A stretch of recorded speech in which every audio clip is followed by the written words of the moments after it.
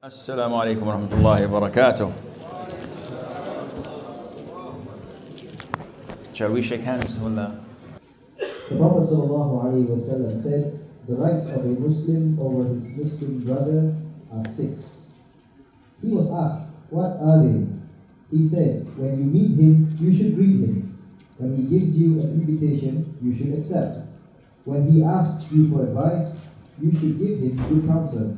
When he sneezes and praises Allah, you should pray for mercy on him. When he is ill, you should visit him. When he dies, you should accompany him. In the third one, when he gives you an invitation, you should what?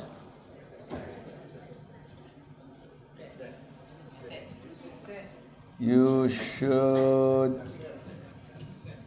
accept. No, you should go to it. An invitation is you go to it. So these are the rights, and they are some of the rights, because there are more rights, and life is all about obligations and rights. So either it's your rights you want or your obligations you have to fulfill. The relationship between a man and his wife, he has obligations that he must fulfill to his wife, and he has rights that his wife must fulfill for him. So it's give and take. Your parents have obligations upon you. You have to fulfill them. And you have rights that also you expect from them to do for you. Now, a Muslim with a Muslim, there are a number of rights. Among them, with all due respect, don't be offended, okay? I'm like your younger brother. They're laughing. Do you distribute something for them to eat? Like crackers or something like beans? I'm watching the brothers here, I'm talking to and they have a bag and they eat.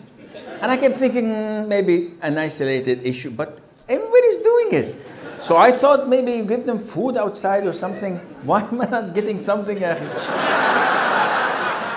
Okay. No problem. Don't get me wrong. Don't be offended. I'm just noticing this. You can enjoy whatever you're eating and have fun. But just for the knowledge, my own knowledge. So there are so many rights. And these rights, the more you fulfill them, the better Muslim you are. And the more you have shortcomings, the bad Muslim you are. So there are more than these 6. But these are the most prominent of them, because it ensures the coherence of the Muslim society when we manage to attain these. So number 1, when you meet him, you should greet him. Again, we've gone through this, spreading salam. You don't have to say it over and over. You, inshallah, will learn this and you will implement it. Whenever you go downstairs, in the mall, whenever you see a Muslim, you would say, Assalamu alaikum, not expecting him to reply. I just want the reward. This is what I'm concerned of. Reviving the Sunnah for the sake of Allah Azza wa Jal. I want to spread the word of Islam. Assalamu alaikum. And I am interested in hasanat. Whether he responds or not, there is an angel who will respond to me who is better than him. Number 2, when he invites you, you must answer. You must accept. You must go. Now, is this general or specific? Meaning, now the brother says, tonight my wife is cooking and you have to come and eat. I can barely walk. And he wants me to come. I don't want to go. Should I go? Must I go? Yes. No. Okay. Different opinion among scholars, alhamdulillah. As usual. The scholars say the invitation that must be answered is a shar'i invitation, something related to religion. Otherwise, imagine me, Sheikh, I have so many people that I know, and every single meal, Sheikh, come have breakfast with us. Have lunch, have dinner. In a couple of months, I'll be like an elephant. Especially with the unhealthy food you guys have here, all fries and nasi goreng, sati. Biryani I don't eat. I don't like chicken. Chicken is for chicken. So we come back to the issue. What kind of invitation are we talking about? Scholars say two shar'i invitation. One, walima. Two, death. Yeah, you die with him or what? No. Death is bid'ah. If someone invites you for dinner because of my deceased father died 40 days ago, this is bid'ah. You're not allowed to attend. Number two, aqiqah. Aqiqah is something religious. So if he invites you to wedding, number one, aqiqah is number two, then you must attend. And if you do not attend, you are sinful. The Prophet said, who is invited to a walima and doesn't attend, he's sinful.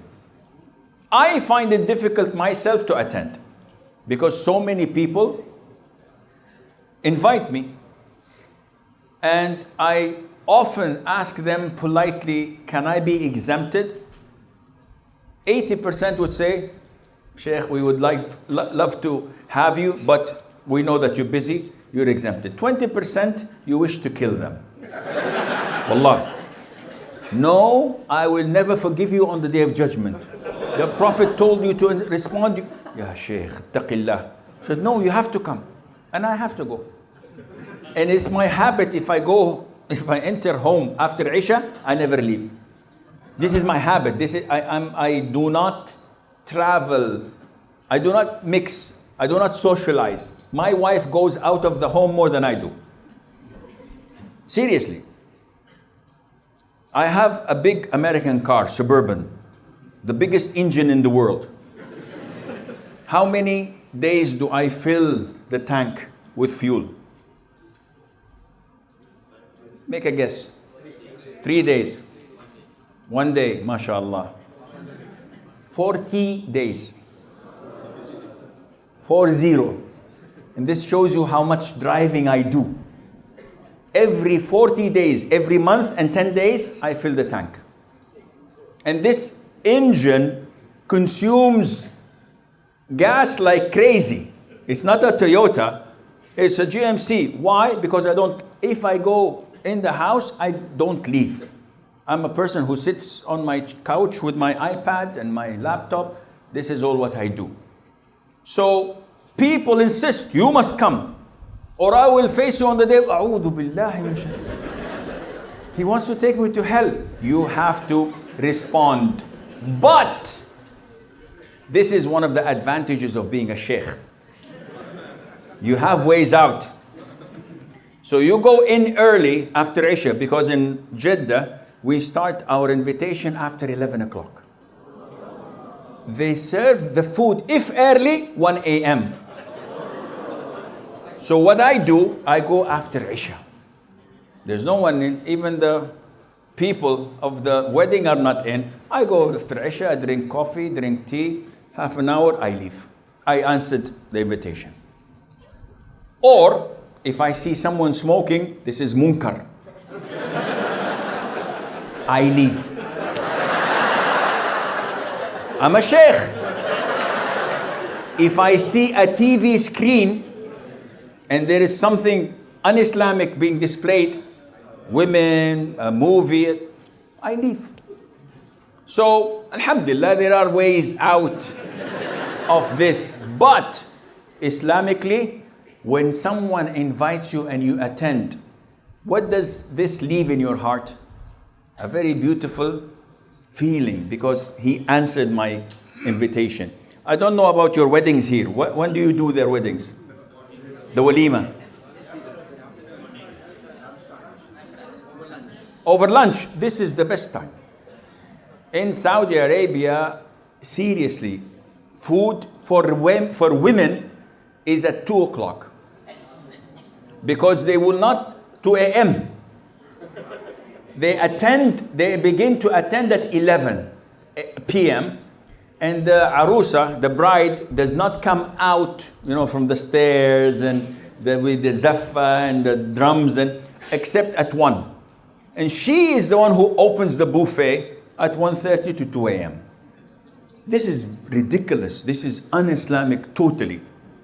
And the best is those who do it in dhuhr time, ghada, lunch. It's half an hour. My daughters, when they got married, I used to send on the card of invitation, food will be served at 9:30. 9:30, everybody says, you're crazy, no one is going to come. And I instruct them, even if one person attends, we reward him by serving the food. As I said, 9:30, 9:30, even if no one comes. 9:25, they come like Hajj. Because they know. So you stay from 8 o'clock to 9:25, no one is there. Everybody's scared. Sheikh, the food will be thrown away. It's not my business. Those who come early, I do not punish them by delaying them till 11. No, I reward them. And those who are late, I could care less. I told them 9:30 is 9:30. 9:30, the food is on the ground. 10 o'clock, everybody's home. Alhamdulillah, you pray Fajr on time. Everything is done. Invitation is done. Allahumma lak alhamd wal fadlu wal minna. So,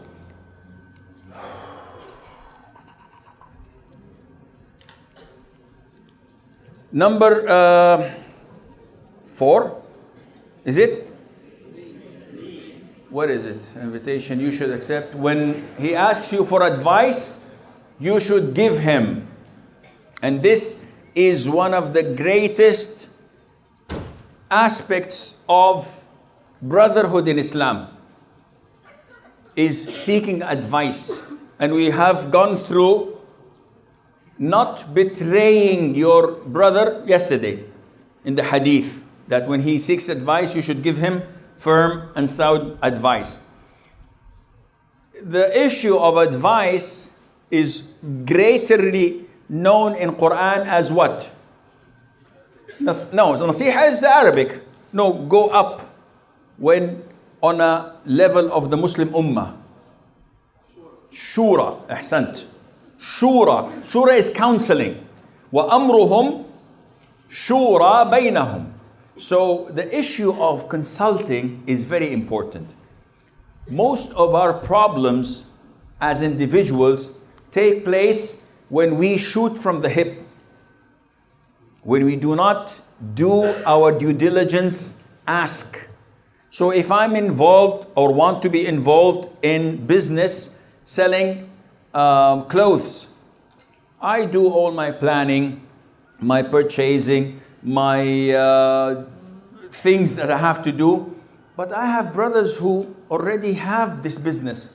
Why not consult them? No, I'm too arrogant. I know everything. I lose. Those who ask a lot of questions, usually they have the best of businesses.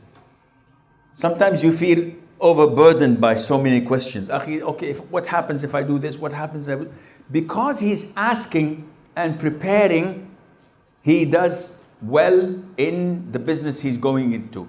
Or he does well when he proposes to a sister. Or she is proposed to by a brother and she asks. A lot of the marriages fail when you fail to seek advice. A sister comes, a lot of sisters come and say, I married him because they said so and so and so and so about him. All came to be a lie. A sister called me that I got married to a man and he's a Qadiani.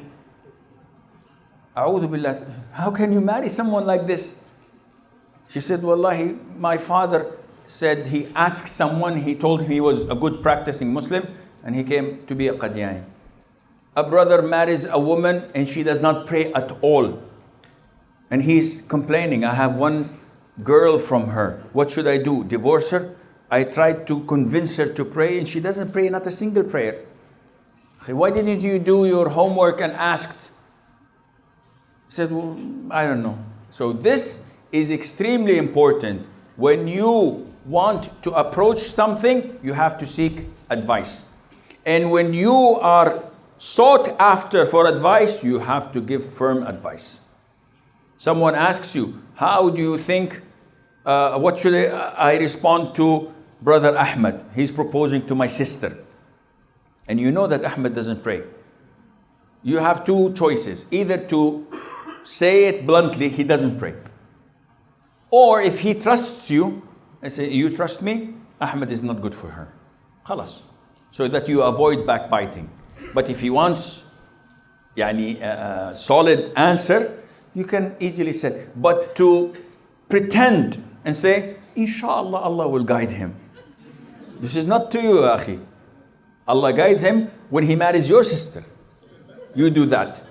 But someone else, you have to tell him the truth. Because this is a responsibility that Allah will ask you about.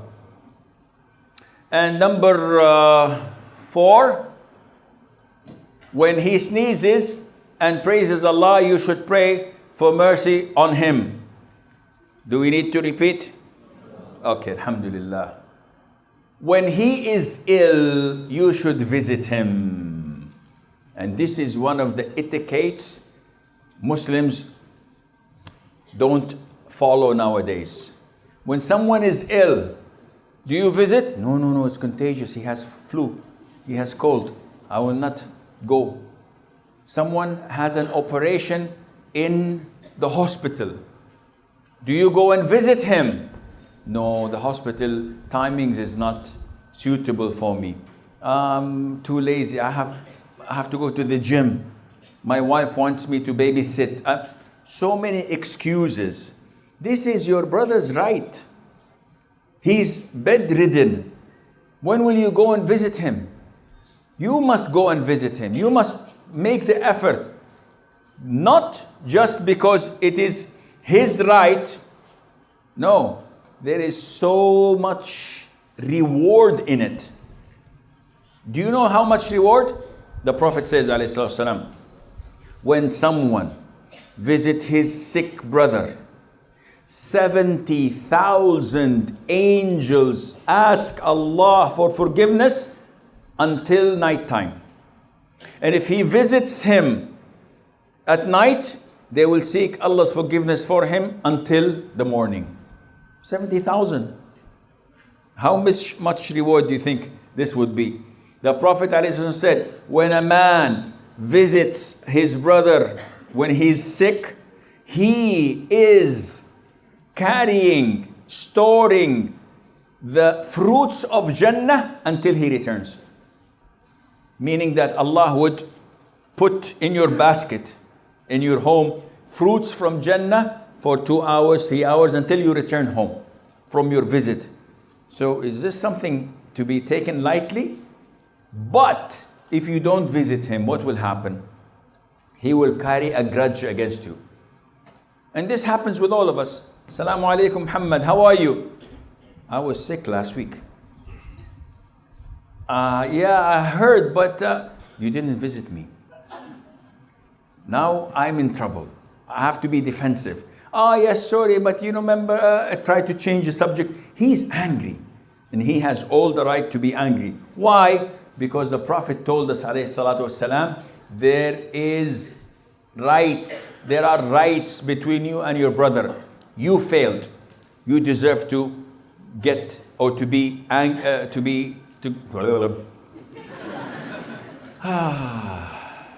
you deserve. Yeah, it cannot formulate it. He deserves to be angry with you. He deserves to be angry of you because you failed in fulfilling his right. And number 6. 6. Come on. Number 6. He was ill. I visited him. He died. Was it something I said? Was it something I've done? No, he died, subhanallah. Then you should accompany him. Accompany him, yani die with him or what? The meaning is that you should follow his funeral. And again, there is so much reward in following a funeral. The Prophet said, alayhi salatu wasalam, whoever prays funeral prayer upon the deceased, Allah would give him 1 qirat, 1 carat of gold, 1 carat of good deeds, equivalent to Mount Uhud. You know Mount Uhud? Have you ever, who've seen Mount Uhud? MashaAllah, tabarakallah. Okay, good. It's not a small mount. It's not something small. It is a mountain. All of this because you prayed a salat that is made of how many rak'ahs? People saying 2 rak'ahs, 4 rak'ahs. There's no rak'ah in janazah prayer. What is this? People are still asleep.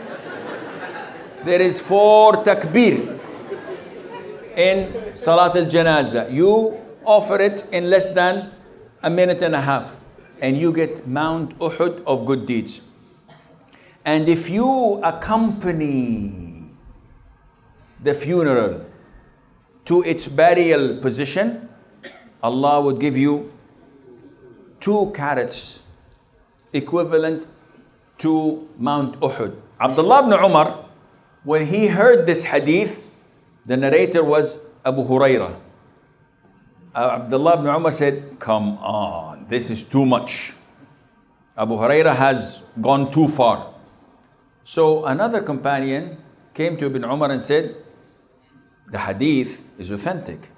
I heard it from the Prophet ﷺ. Ibn Umar started to cry. He said, La ilaha illallah, how many carats of good deeds have we wasted in my life?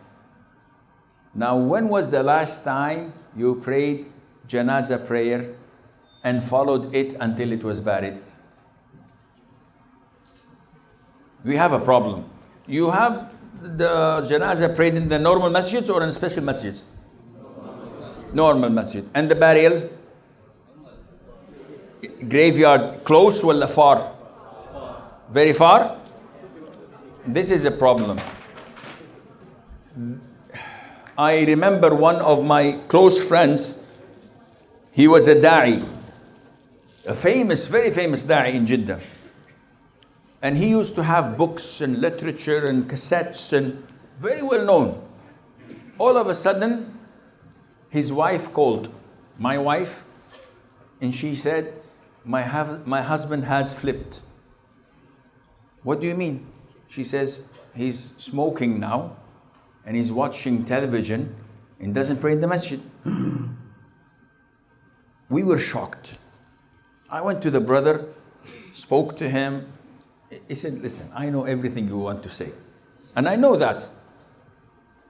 So I had no idea except to advise him. And he left to another city. Few months later, he called, he said, I'm coming to pray Jum'ah with you. I said, Alhamdulillah, still you pray. So he came, I gave khutbah Jum'ah. After Jum'ah, it was August. He said, let's go to somewhere. I said, where do you want to go? He said, I want to go to the graveyard. I said, oof, graveyard? Yalla, bismillah. The guy was completely out of line. Imagine when Sheikh Asim shaves his beard, God forbid, and starts to do what? I don't want to even think about it. Yani when someone is practicing, a da'i, a scholar, all of a sudden flips and joins the dark side. So I took him to the graveyard. And it so happened that the khutbah was very touchy. It was not halal haram, it was about the heart and how to cleanse. So he apparently was moved by it. We went into the graveyard and there was a grave open, but no one yet buried. So he took off his sandals and he walked on the boiling sand and rock between the graves out of respect. So I tried to follow him. Whoops, nope, not for me. I couldn't walk. He walked barefooted, waited on the grave, and he cried like crazy. It was so hot, I couldn't even walk on it. He was there barefooted, crying for 20 minutes. And I was soaked in sweat. But I thought this guy might have a heart attack and he will fall in the grave. Wallahi, seriously. Going to the graveyard is one of the best things to soften your heart. When you have a hard heart, just go and imagine how many ministers, how many millionaires, how many athletes, how many influential people are down under. And soon, you're walking into it, you'll be carried into it. When you go there, you remember death, you reflect upon it, all your worries, all your trouble disappear. If you try to bring a paper and a pen and list your worries and problems, my debts, my nagging wife, my abusive husband, my mother-in-law, my mother-in-law, my mother-in-law. You keep on writing these lists. Once you go into the cemetery and you recall that there will come a day that I'll die and be buried, all these worries become positive. You go out, oh, my nagging wife, at least I have a wife. Some people don't have wives. Alhamdulillah, I'm walking, I'm healthy. You appreciate Allah's favors and blessing upon you, and you begin to redirect your life into something positive. So going to a cemetery to see off a brother, a relative, a friend, or a Muslim, definitely this is part of the rights that you owe to your Muslim brother. Salah? No salah? 30 minutes, okay, inshallah. طيب, following hadith. Hadith number 1008 to 661 and 662.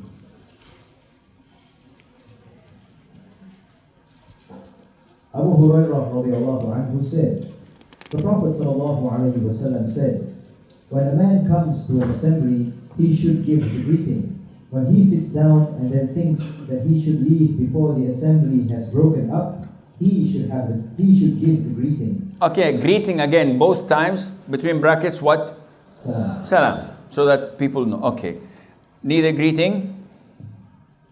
He should give the salams. Okay. Neither greeting is more deserving than the other. This is an etiquette that most of us don't do, which is, when we join an assembly, when we come to a gathering, we definitely say, Assalamu alaikum. But when leaving, we sneak out. Usually we do not announce it. The Prophet says, no, the one in is not more deserving than the one out. So when you go in, you give salam. When you go out, you give salam as well. This is part of the sunnah that the vast majority all over the Muslims would look at you and say, Wa alaikum salam. What? I'm leaving. So, khalas, you said salam in the beginning. That's sufficient. No, this is the sunnah that the vast majority of Muslims do not know. When you enter and when you leave, you should always say, Assalamu alaikum. Okay. So you would not wish to see her in all of her situations, better than condition. You would, okay. Abdullah, which Abdullah is this? Abdullah ibn Mas'ud, because one of his disciples was Alqama. And usually the Abadilah. What's the meaning of Abadilah? A plural of Abdullah. There are many. So we have Abdullah ibn Mas'ud, narrator of the hadith. Who else? Abdullah ibn Umar, Abdullah ibn Abbas, Abdullah ibn Amr ibn al-As, Abdullah ibn Zubair.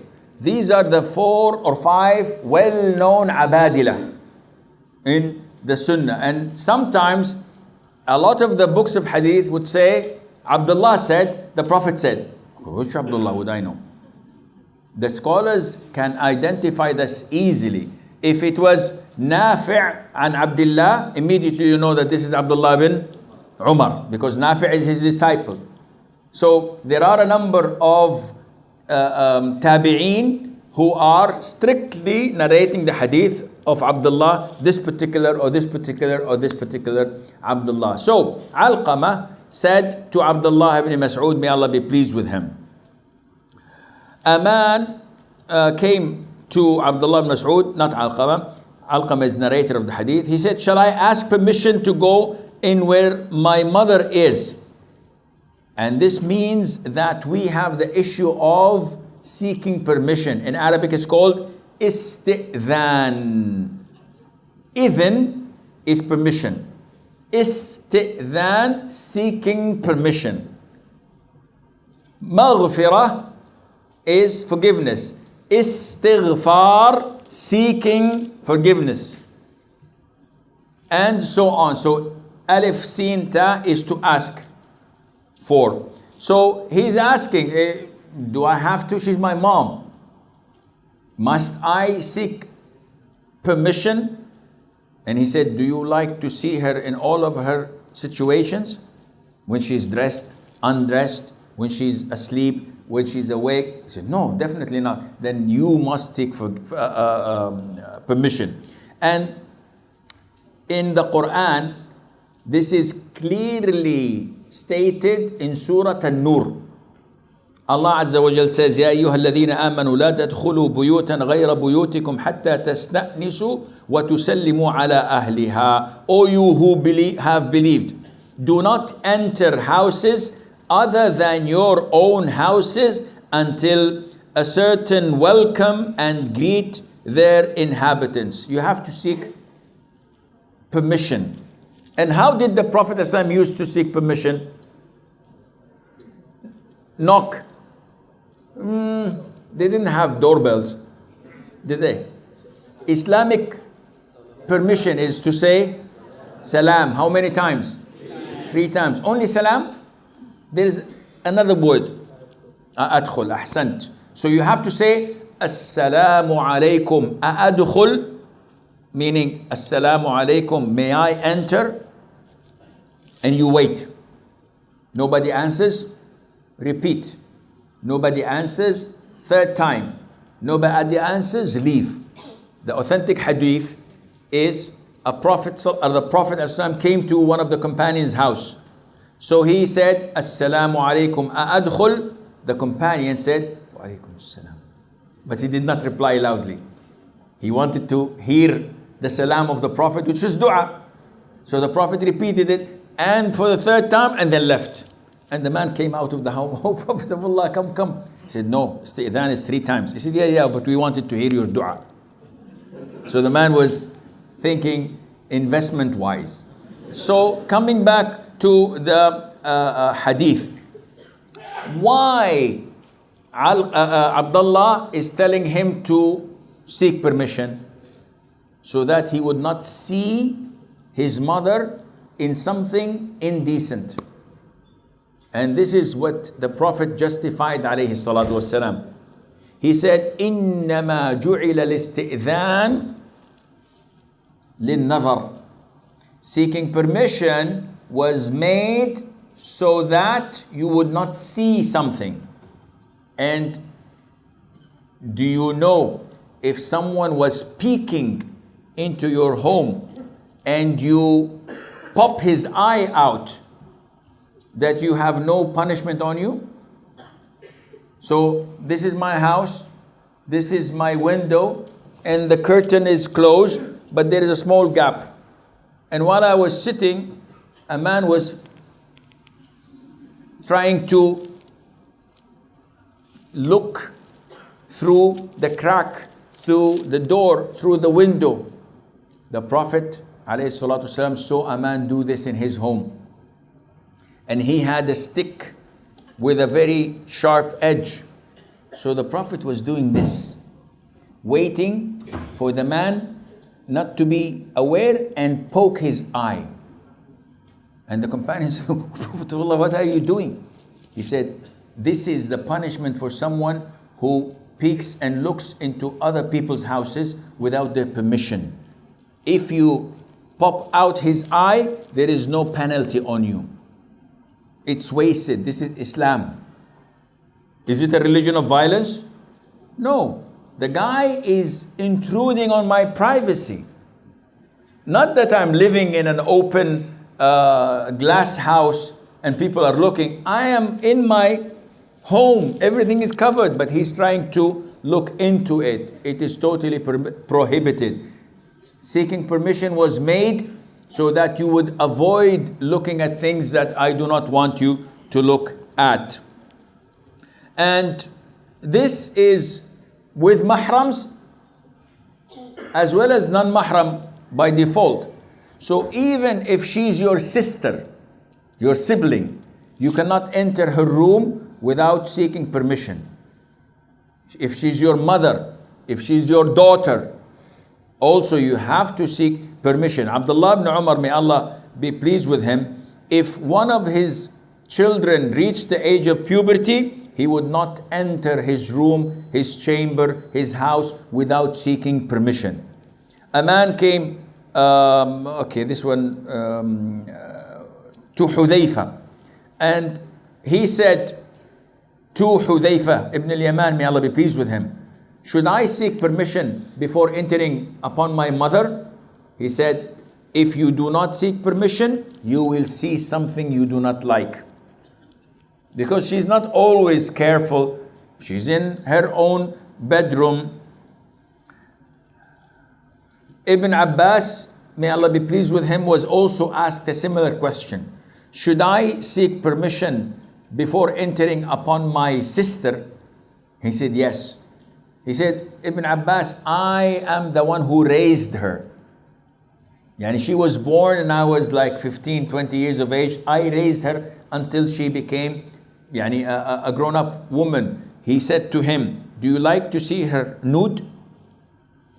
Is it okay for you to see her naked? The man said, no. He said, then you have to seek permission. This is something that is religious. Now, having said that, is it recommended, not recommended? You choose. Of course, it's an issue of dispute among scholars, so alhamdulillah, we know the answer. To seek permission before entering upon my wife.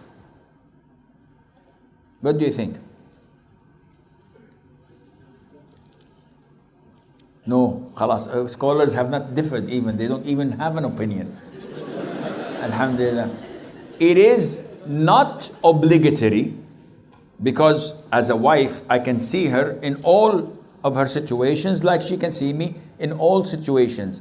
But it is recommended. Why, ya Shaykh, it's recommended? The scholars say that the wife, as the husband, can be in a way of clothes that she doesn't like the husband to see her. I know of sisters that do not like their husbands to see her in indecent clothes. Not that she doesn't have intimacy. No, even clothes of intimacy has a certain format. She wants, don't laugh. There are sisters that pay a lot of weight and value to their husbands. So I don't want, not me, don't think. She doesn't want her husband to see her with her hair untidy. She has so much respect and value that she wants her husband always to remember her in the best of form. And this is one of the women of heaven, inshallah. There are men who would like always their wives to see them in the best of form. Always. You don't believe this, but I know brothers who use body lotion. Do you believe this? Some of the brothers use on their body lotion. Ah, Sheikh, this is for women. Yes, it's for his wife. Meaning that all the time you find only good smell of him. Not perfume, body lotion. Why? He says, Sheikh, I'd like my wife to smell good, to look good. Why wouldn't I do this for my wife? This is rare among men. But there are people like this. Therefore, the companions said that it is part of the etiquette that a man seeks permission before entering upon his wife. Zainab, the wife of Abdullah ibn Mas'ud. You know Abdullah ibn Mas'ud, one of the great companions. She says that whenever Abdullah came to the house, he used to clear his throat before entering. So this is the house. He wants to enter his home. He used to Why does he do this? So that she is notified that he's home. And then he comes in and enters the home. Imam Ahmad ibn Hanbal says, whenever one of you wants to enter his house, he should clear his throat or move his slippers, make a sound, so that the wife would be notified. Why is this? This is part of the etiquette. You don't want to surprise and then see something.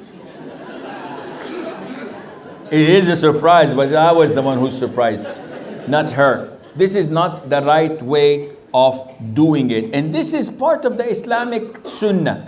The Prophet says, alayhi salatu wasalam, when one of you travels and come back home, must not come back at night. Why? He said, because the woman who has untidy hair would not comb her hair, and if she has to use the blade to shave something, she could have time to do it. But if you come all of a sudden without notifying her, say, Sheikh, I wanted to surprise my wife. This is a bad surprise. Seriously. Tell her I'm coming at 10 o'clock p.m. Come at 10 o'clock p.m. She is ready. She is taking good care of herself, of the house. But you tell her I'm coming in the morning and you come in the evening, the day before. She didn't iron her clothes. She didn't fix herself. She didn't clean the house. And you're giving her a surprise. This is a nightmare rather than being a surprise. Okay. 15 minutes? 10 minutes? Yeah, enough time. Abdullah bin Busr, the companion of the Prophet ﷺ, said, when the Prophet ﷺ came to a door where he wanted to ask permission to enter, he did not face it directly. He stood either to the right or to the left of the door. If he was given permission, he went in. If not, he left. Okay, what does this hadith teaches us? What does this hadith teach us? It teaches us that this is the door. When I ask for permission and ring the doorbell, if I do this, what will happen? If someone opens the door, I can see everything inside. This is not the etiquette. Of course, can you see what I'm doing? Huh? So the etiquette is to do this, providing that the door is opened from that side, not from this side. Because if it's from this side, I can see more. Huh? If the door is opened this way, I can see the whole house. No, if the door is opened this way, I should be like this. So when the door is opened, I cannot see anything. And if the other way around, the door is opened this way, I cannot see anything. So the Prophet, whenever he sought permission, he never stood in front of the door. Why? again, to avoid looking inside. This etiquette, a lot of the Muslims don't pay attention to. You come to a guest room in the house. This is the guest room. This is the door, or the door is here. The people sit in front of the door. So whenever he goes to bring the juice and opens the door, you can see the whole house. This is wrong. A proper way of sitting is, if there's a chair with your back to the door or on the side, this is what you select. Because the middle of the room is usually preserved for the owner of the house, so that you avoid looking at something that is not Islamically permissible for you. As the Prophet said, إِنَّمَا جُعِلَ الْإِسْتِئْذَانِ لِلنَّظَرِ. Seeking permission was made merely for not looking at something you do not want to look at. طيب. Jabir radiallahu anhu said, the Prophet ﷺ said, when a man enters his house, he should mention Allah, the Mighty and Exalted, when he enters and when he eats. If he does this, Shaitan says to his other shaitan. Okay, read it again. When a man enters his house, he should mention Allah, the Mighty. He should mention the name of Allah. He should mention the name of Allah. What is? Nobody's looking? Nobody's looking. طيب, alhamdulillah. My bag is most important. The table is the university, so they can afford it.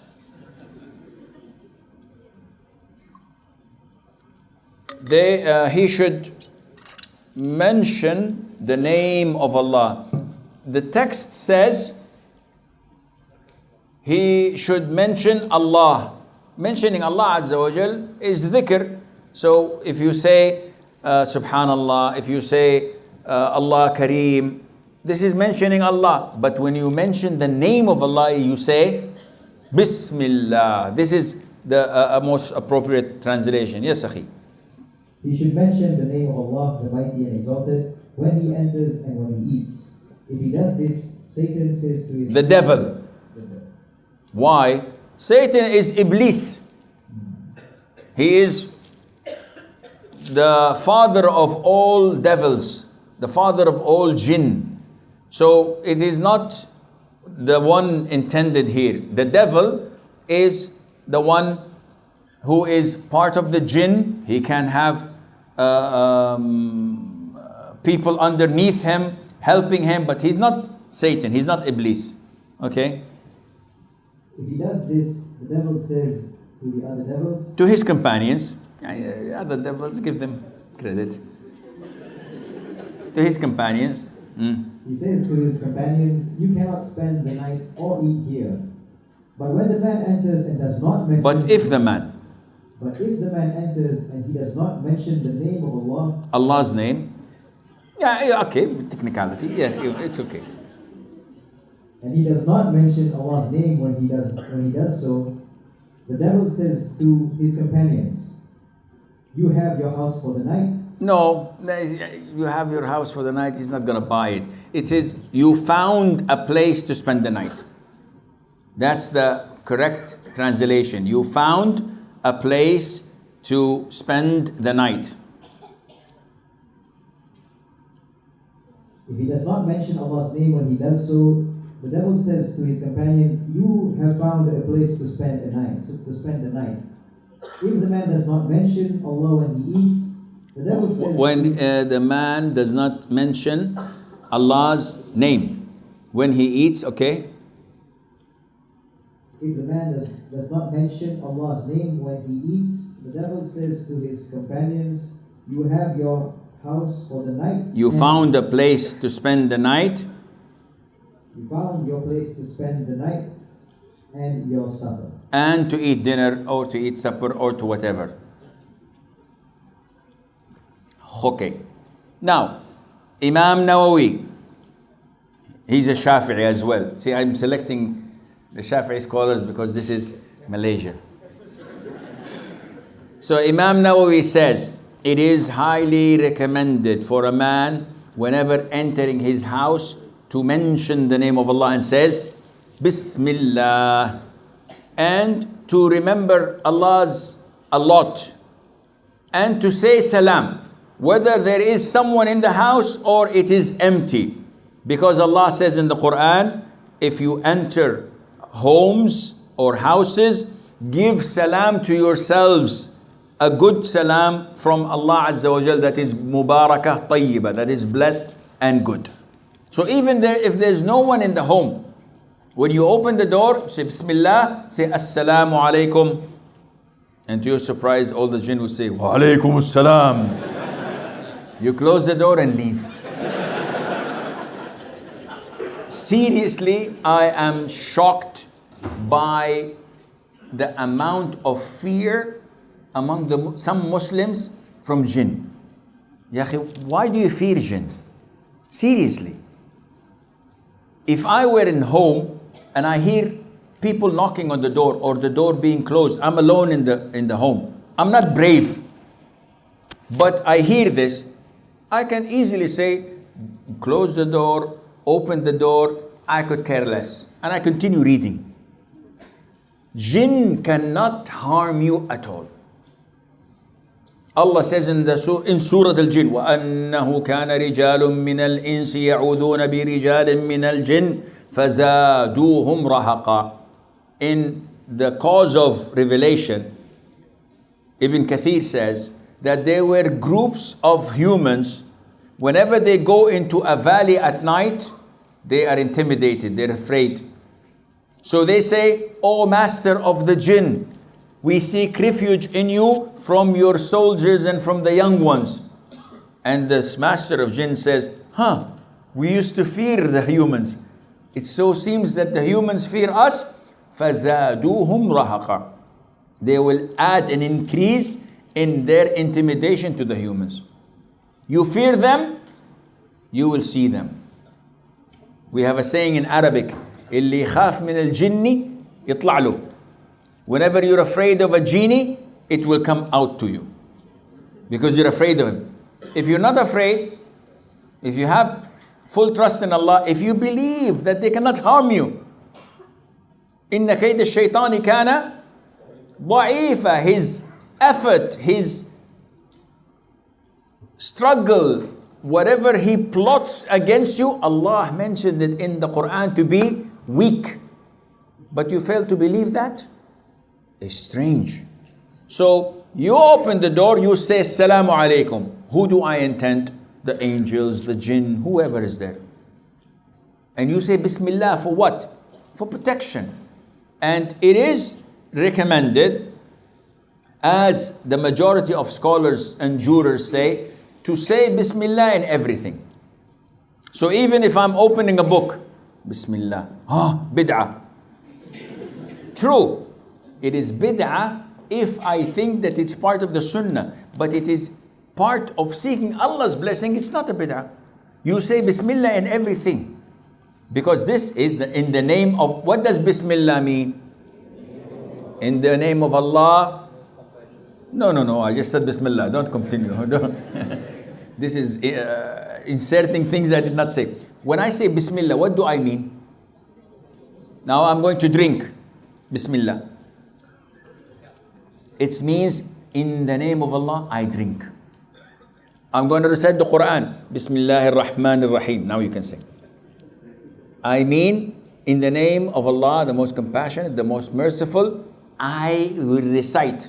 So Bismillah means I will begin whatever action I'm doing in the name of Allah. I open the door in the name of Allah. I close the door in the name of Allah. So jurors say that whenever you want to do something, whether a form of worship or none, you are recommended to use the name of Allah Azza wa Jal. Now we come to the hadith. When you say Bismillah before entering or when you close the door, the devil says to his companions, tonight you have no place to spend the night in because they have protected themselves, the household, by mentioning the name of Allah Azza wa Jal. And when they start to eat, the same thing happens.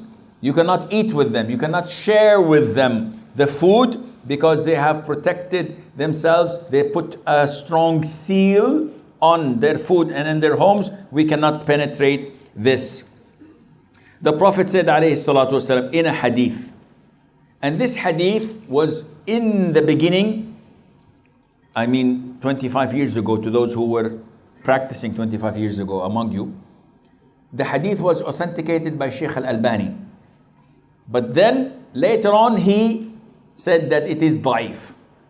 Sheikh bin Baz, Sheikh Ibn Al-Muflih in Al-Adab Al-Shar'iyya say that it is hasan. So it's an issue of dispute whether it's authentic or not. What is it? It's a dua. The Prophet says, alayhi salatu wasalam, when anyone of you enter his house, he should say, Allahumma inni as'aluka khayra al-mawlij wa khayra al-makhraj, bismillahi walajna wa bismillahi kharajna wa ala Allahi rabbina tawakkalna.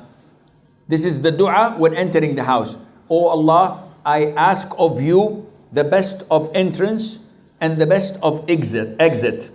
In the name of Allah we enter, and in the name of Allah we exit, and on Allah we have tawakkul, we have trust and dependence on Allah. Then he should give salam to his family. So this hadith was first authenticated, then rendered as weak by Sheikh Al-Albani. Yet Bin Baz, may Allah have mercy on his soul, remained to say that it is hasan, so it's acceptable. Whether you say it or not, this is up to you, but you must mention the name of Allah Azza wa Jal when entering, and Allah Azza wa Jal knows best.